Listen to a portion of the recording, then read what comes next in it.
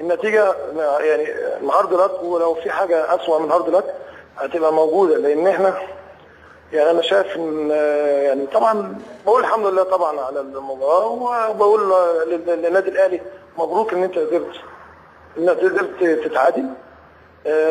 انا شايف انها نقطه تعادل مش مستحق. انا شايف ان نادي الزمالك ولعيبه نادي الزمالك عملوا كل حاجه في الكوره.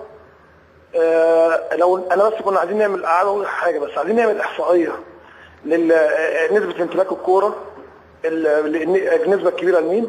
نعم. التسديدات، تمام، الفرص، نسبه الفرص لمين اكتر. يعني ليه تعملوا احصائيه بس لا بالظبط، هم كلهم عند كل شيء موجود، كل اشاهد بالزمالك يعني كابتن ابراهيم، التسديدات، الاوتات، القرانب، كل كورنر كام كورنر.